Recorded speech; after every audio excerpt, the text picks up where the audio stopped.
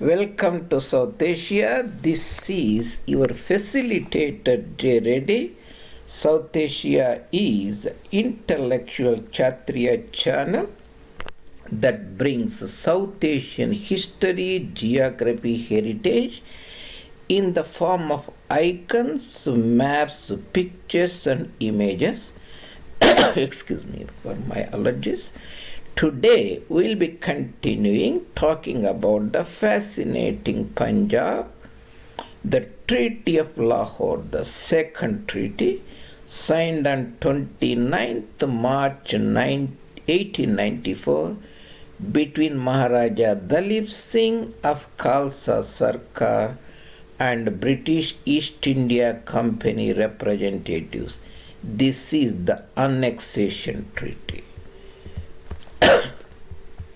And before we enter into this, please subscribe our Intellectual Kshatriya's channel, South Asia Maps, the YouTube channel. I posted nearly 70 or so high quality videos for your understanding, learning, meticulously drawing the maps, the pictures, presenting images for you, putting thousands of hours of my work as a student of Indology that will enhance your appetite to learn the motherland.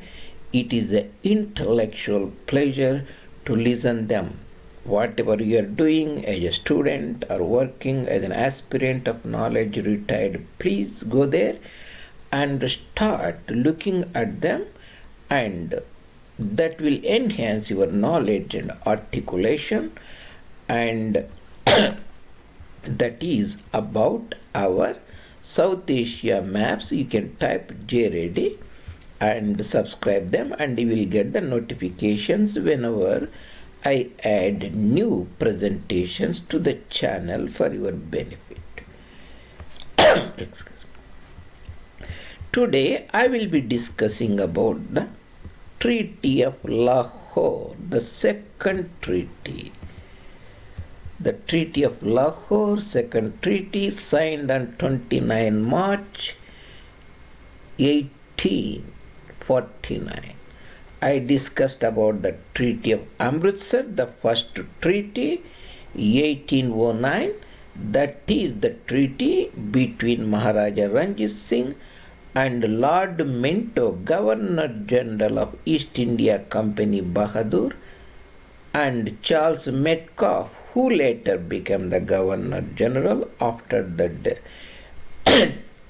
after Lord Bentinck, that made Sutlej. Here you see the Sutlej as a boundary between Maharaja Ranjit Singh territories in the north and British East India Company Bahadur's territories in the south. That is first Treaty of Amritsar.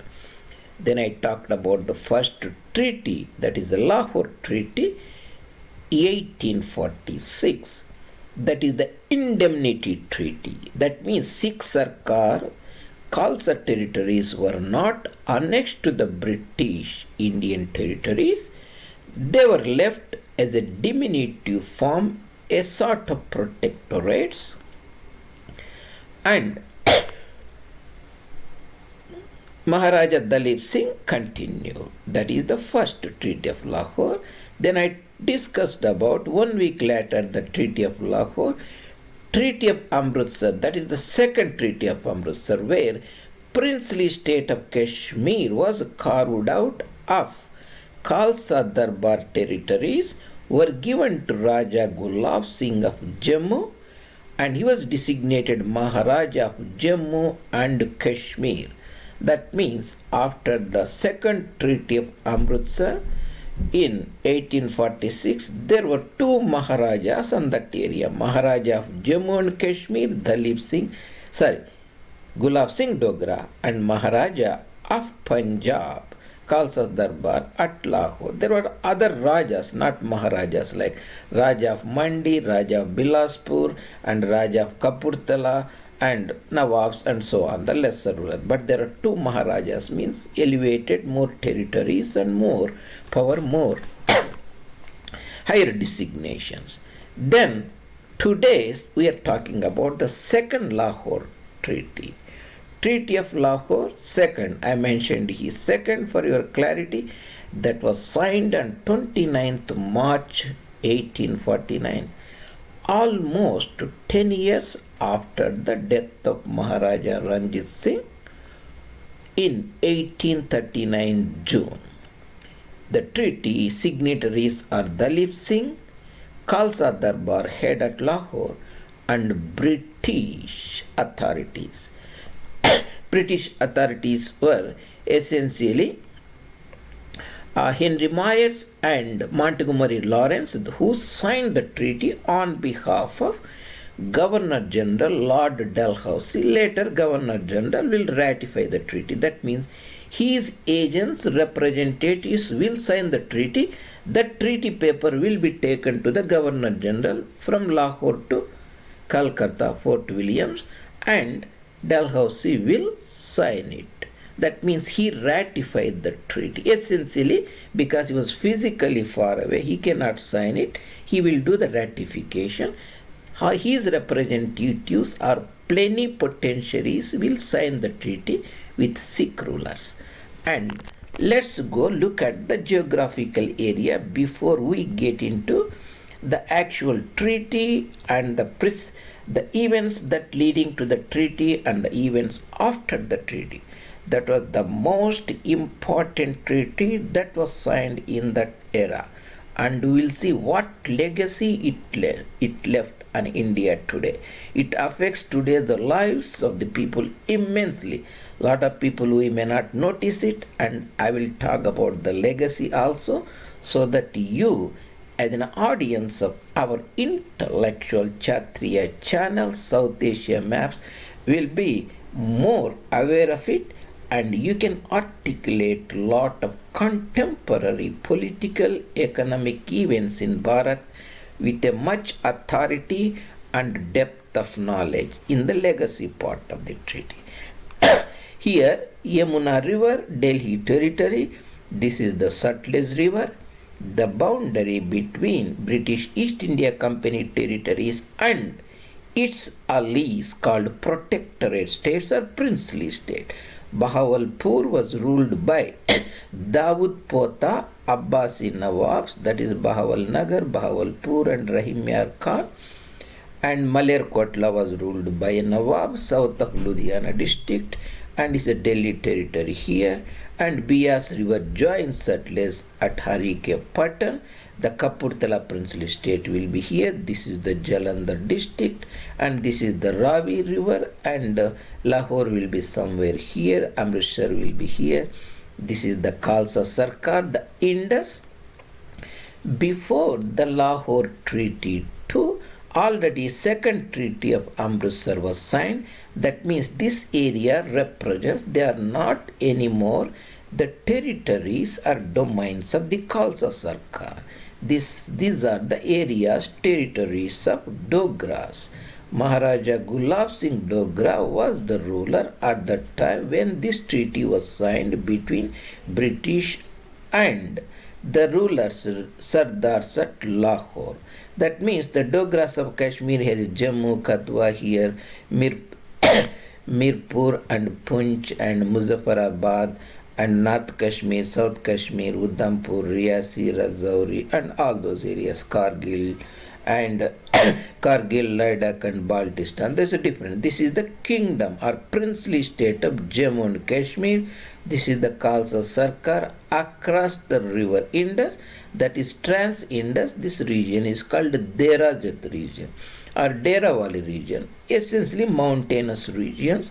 Next to the Baluchistan plateau, Maitan is a place, historic town on the bank where the river Panj Nadi, that is a combination of Chenab here, Sutlej here, Panj Nadi joins Indus River, Sindhu River, that is Maitan Kot or Kot Mittan, and the river continues its journey, and Kashmir will be here, Kandkot, and somewhere here Sarkar, Rohri, Hyderabad in Sindh, and it forms into Sindh Delta and joins Sindh Mahasagar, that is Arabian Sea.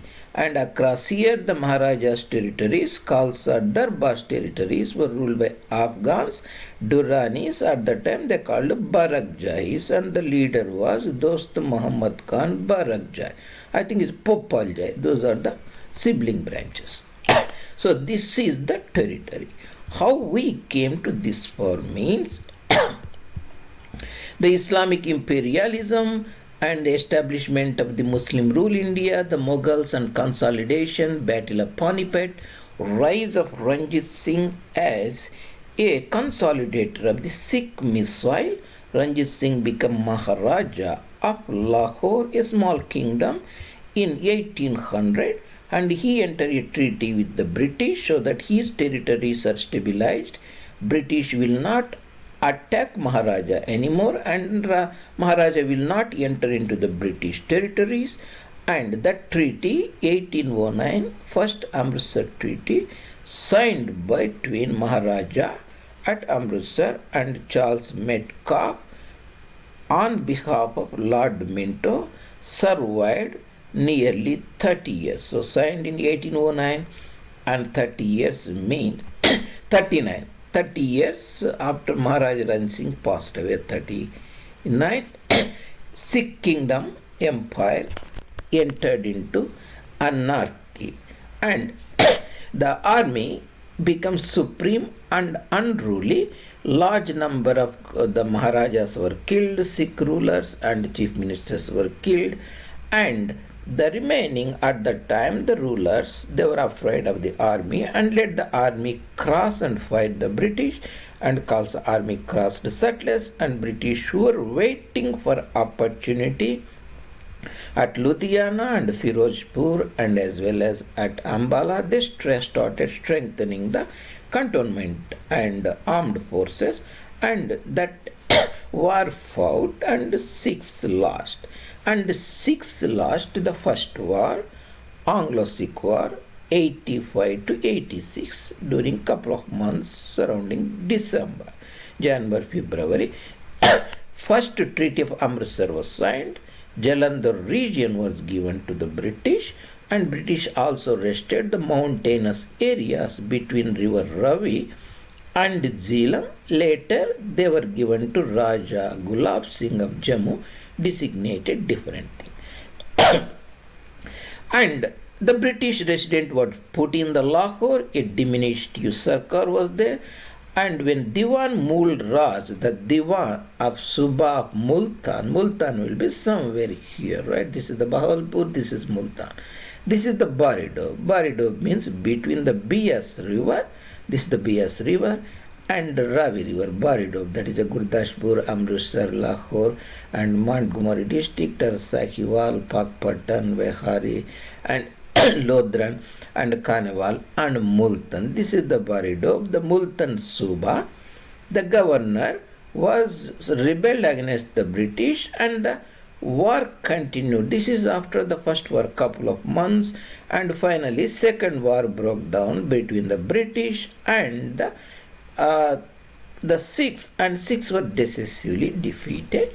That is round about 48-49. At that time, the Governor General of East India Company Bahadur was Lord Dalhousie. Dalhousie followed a vigorous expansionist policy. That is also one reason for this treaty annexing the kingdom. And British were decided finally annex the kingdom of Punjab from Maharaja Duleep Singh.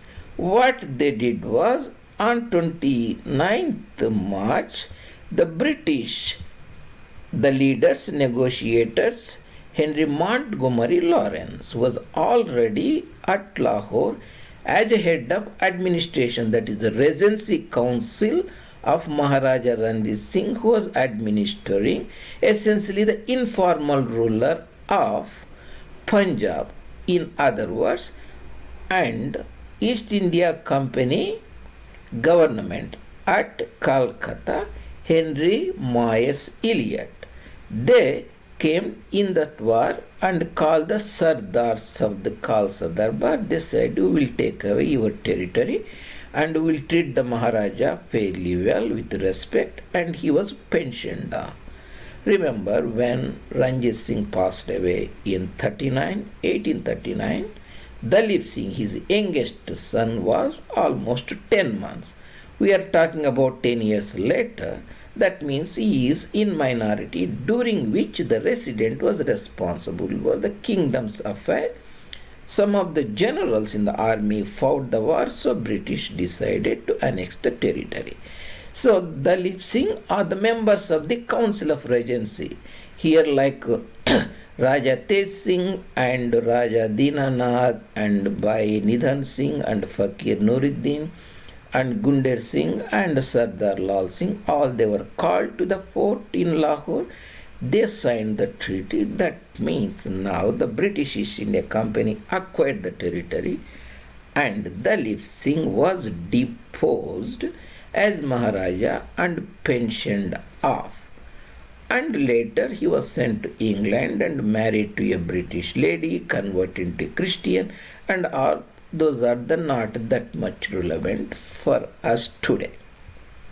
The British at the time were powerful. Even the British should have annexed the territory in the First War itself, and they were not, even though they were willing, for strategic logistic regions of administering the large area, the mountainous area and plains, a lot of Muslim population and martial oriented Sikh population and the leaders. They were thought unnecessarily overwhelming. So, but between 1948 or 46 to 48, already the British resident at Lahore Darbar, that is the head of the Regency Council, when the Raja Duleep Singh was young, already administering the entire area informally.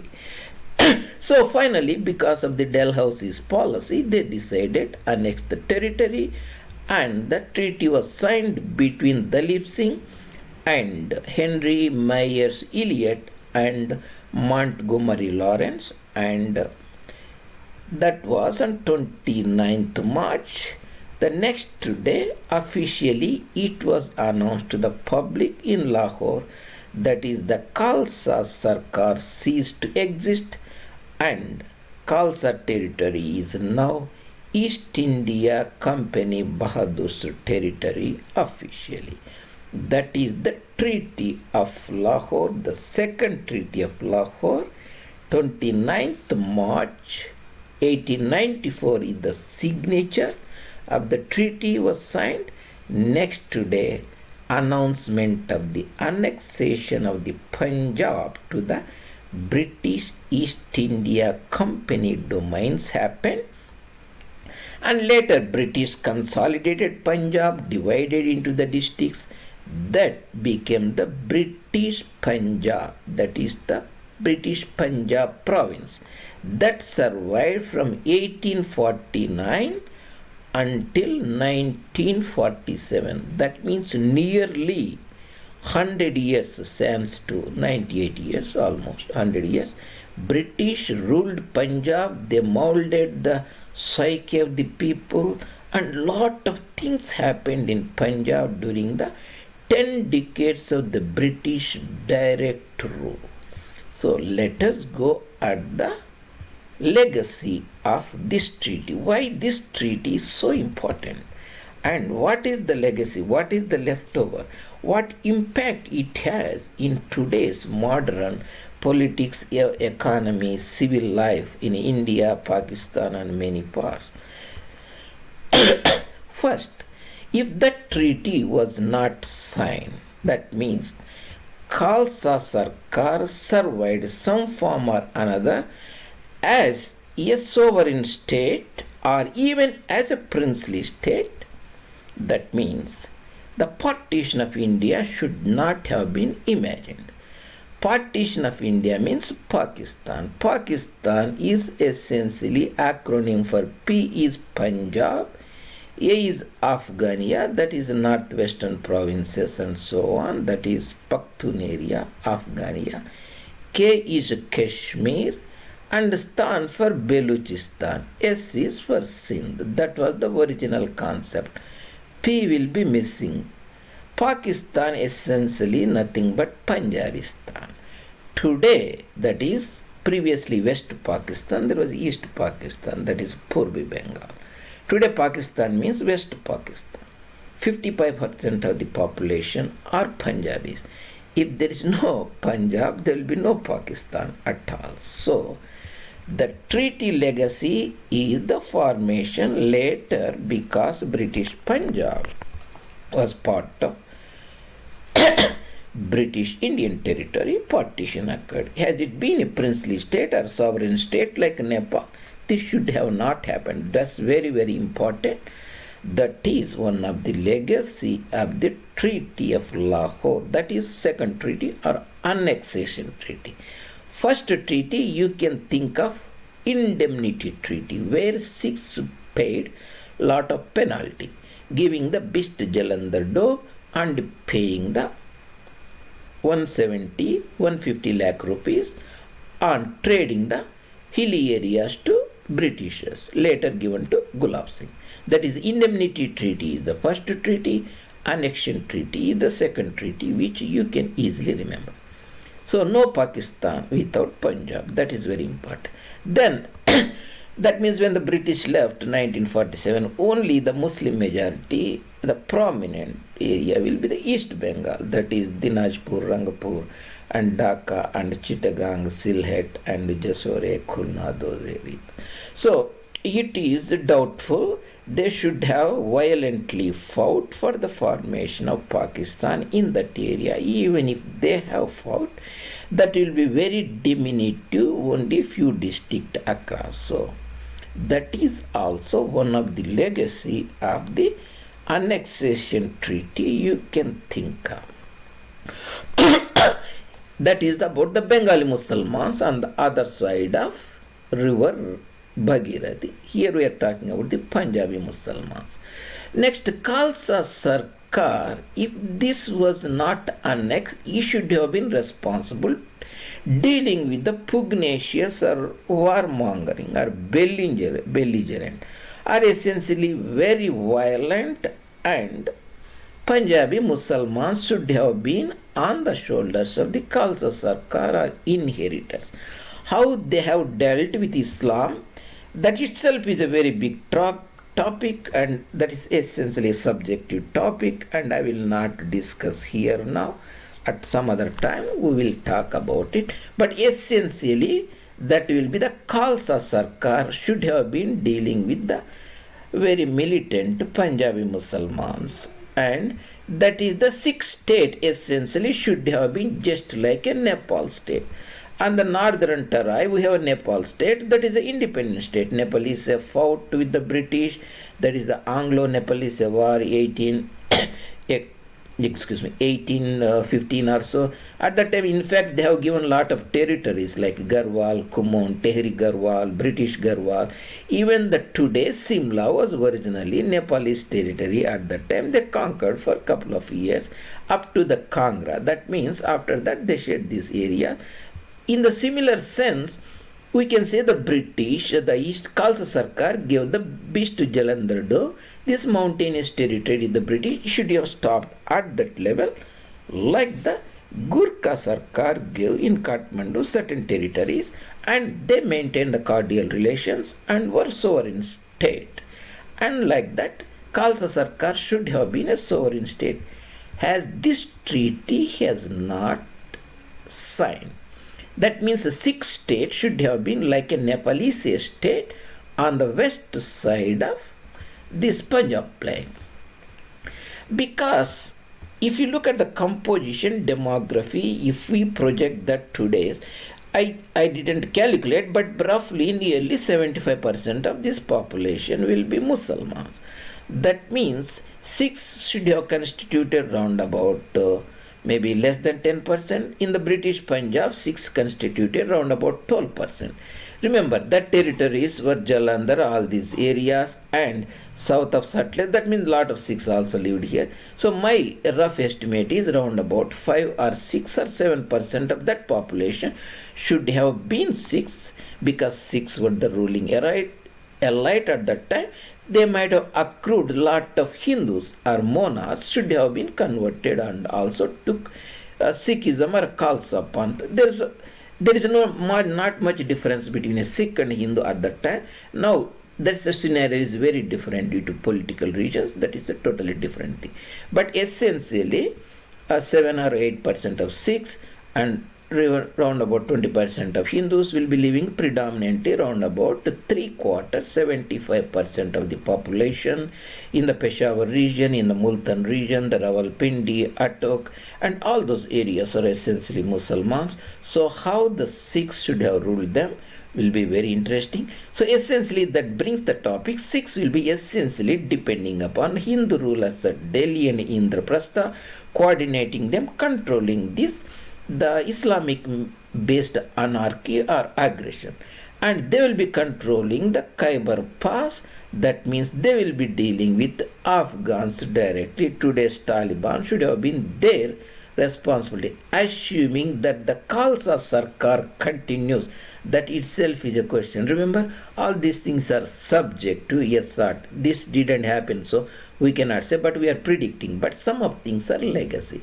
Consolidated cessation of Sikhism should have happened. Sikhs might have their own state. That's what it's called Khalistan. Khalistan means a pure land. Khalsa is pure, a Persian word.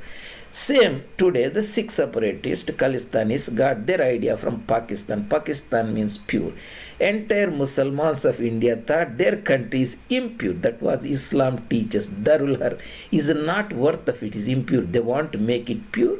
Establish Islam means eliminate the Kafirs, that is kill or convert the Kafirs into Islam. That is establish Darul Islam from the Darul Harb.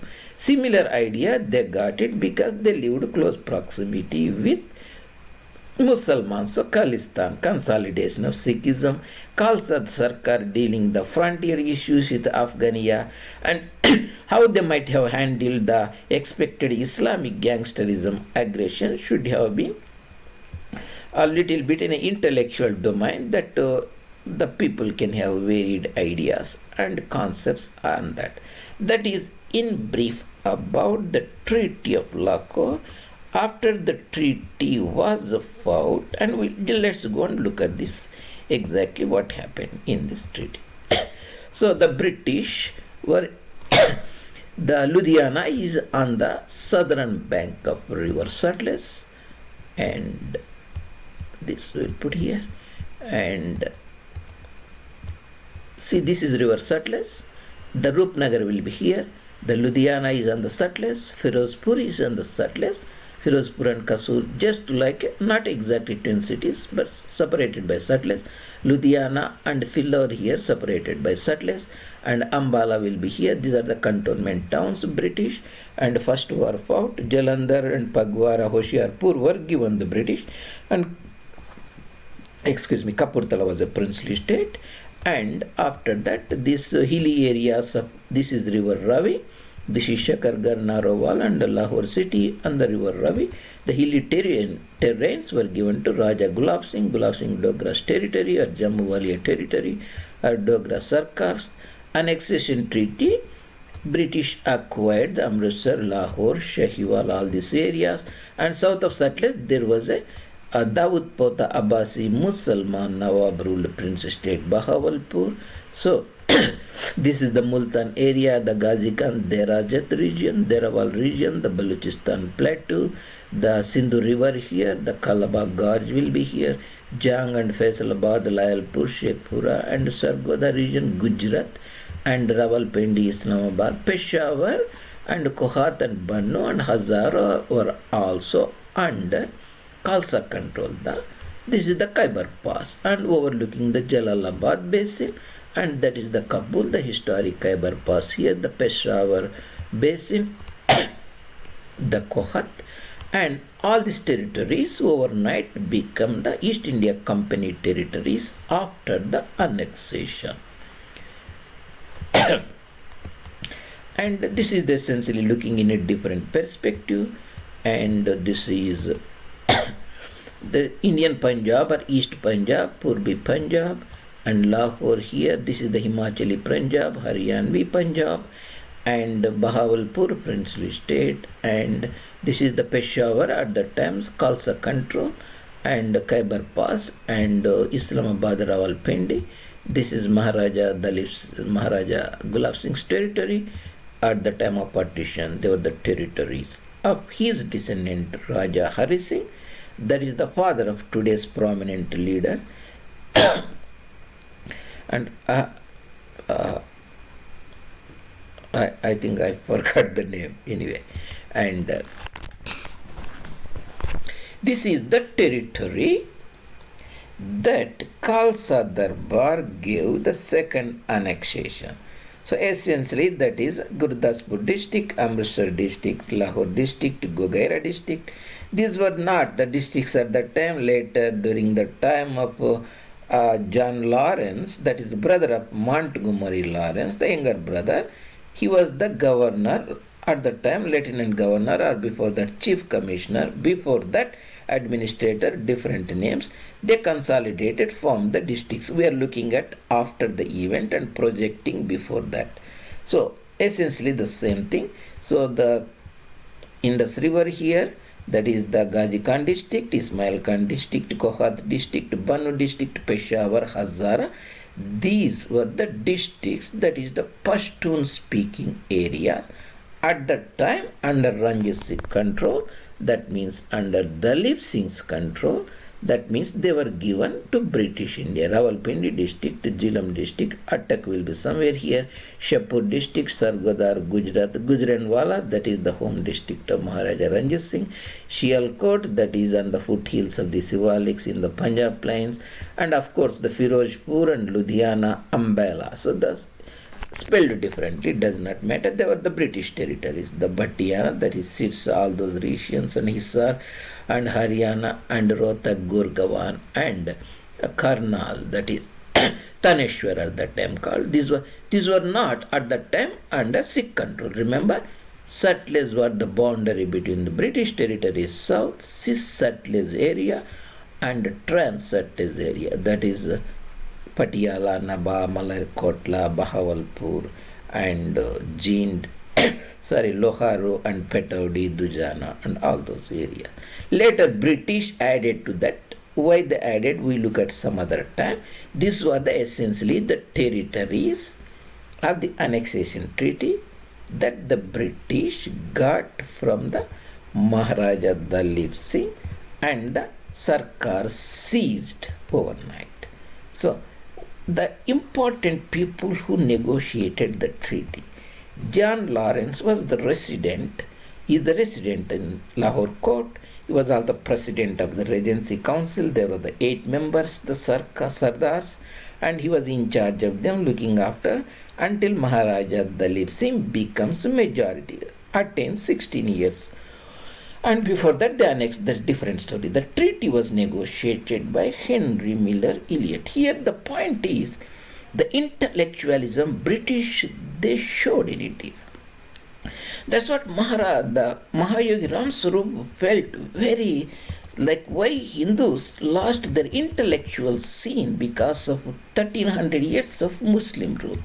So he started the intellectual movement in India called Hindu Awakening, Hindu Renaissance, called Mahayogi Ram Swarupji, passed away in 1998, and one of his close colleagues himself is an intellectual giant, intellectual Chatri of modern times called Sitaram Goyal. They felt Hindus are lacking intellectualism. They need to again build the intellectual muscle of Hindu society. They started Voice of India think tank and authored a series of books on partition, Hindu-Muslim relations, and Hindu-Christian relations, comparative religion. These are masterpieces, and the work is now continued by one of their colleagues, Dr. Coenrod Else. The point here I am bringing that region is Henry Elliot published the work, 8 volumes. The History of India is a standard book. It was published posthumously after passed away.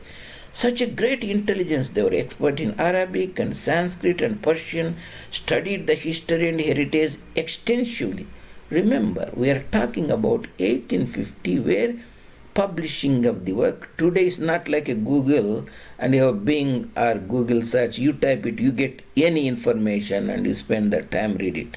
It was not like that time. They were also spending lot of time in administering the provinces, whatever the leaders they studied extensively. British ruled India intellectually. They modified the Indian way of thinking, that is called Mekaleism. Whereas Muslims ruled India by sword, because Islam doesn't have any intellectualism. It's essentially, Sitaram Goyal calls it a glorified gangsterism under the garb of religion, dressed up as a religion, imposed as a religion on captive population born into their families, Muslims. There is no intellectualism at all. You never see any Muslim arguing a point intellectually in your conversation, friends. He get very upset even you talk even little bit mild criticism of Islam. So what they know is how to kill a person, attack a person when they do not like it, or opening their religion, their society for discussion like that. British were not like that. That's why Hindus ruled by like that, and the Hindus didn't study the religion, Islam. And even though the Hindus fought for 1,000 years, this was one of the lacuna Mahayogi Ramswarup, Voice of India think tank intellectuals found and tried to build the intellectual muscle. The point here is British ruled India intellectually, manipulating the mind, setting up Punjab, the provinces in the presidencies, Bengal University, Madras University, Bombay University, setting up the curriculum, putting the modern sciences, that is good, changing the social system, telling everything bad or weak in the Indian system, manipulating. So that's why the Nehruism and Mekauleism partition are also parts of it that Mahayogi Ramswarup discusses extensively in their work. That is the different part. Here the part is the person who drew this treaty, Henry Miller's Elliot, is a prominent person in the British establishment, principal secretary to the government of British India, Fort William, and an important advisor to Lord Dalhousie and Lawrence. These two people drew up that treaty. That is the point we are trying to discuss here. That's why in this process I brought this point. So here essentially today we discuss about the second treaty of Lahore, that is the Annexation Treaty. The first treaty 3 years back or so was the Indemnity Treaty, and we discussed about the signatories of the treaty, that is the Duleep Singh and Henry Miers Elliot, who was the Foreign Secretary to the Government of India, and Henry Montgomery Lawrence, the residents in Duleep Singh's court. In fact, the virtual ruler, de facto ruler, Maharaja was a de jure ruler.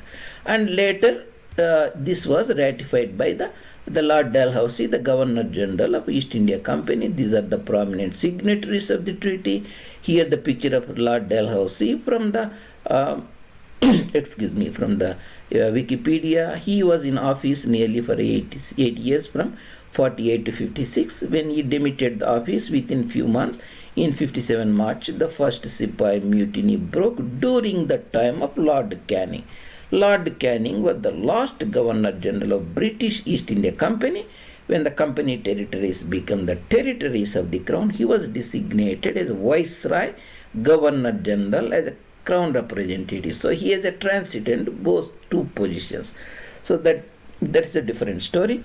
And Delhi, Yamuna, princely state, Nawab ruled princely state, Maler Kotla, and Bahawalpur, here Sutlej River, Khalsa Sarkar's territory after the Indemnity Treaty, the first treaty, where they shed all the mountainous regions to the Dogras. There is Gulab Singh Dogra across the pass, the Khyber Pass. We have Duranis, Barakjai, Popaljais ruled in Kabul and Kandahar, and Deravala region, Maitan where the Panjnad River joins Sindhu River.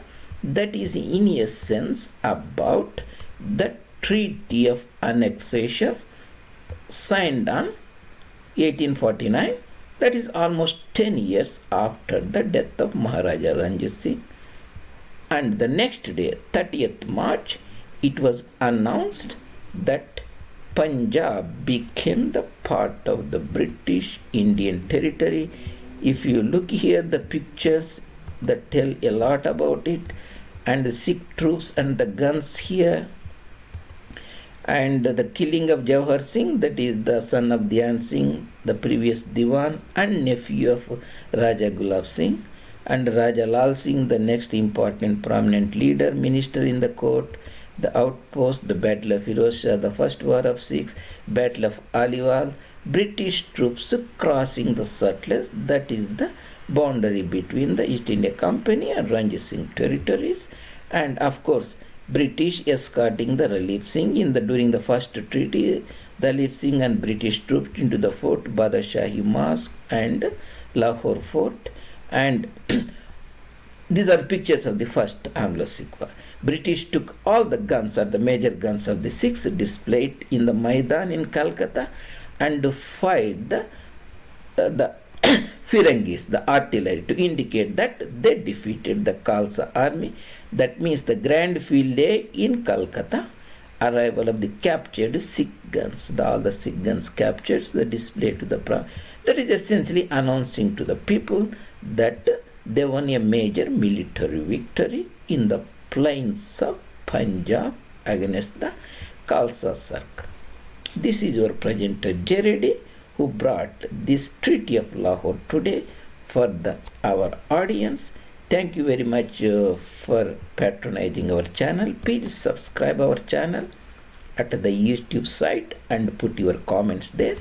And I will see you later in the next presentation on behalf of South Asia Maps, which brings the knowledge in the form of maps, pictures, iconographic form for your quenching the intellectual curiosity by your presenter.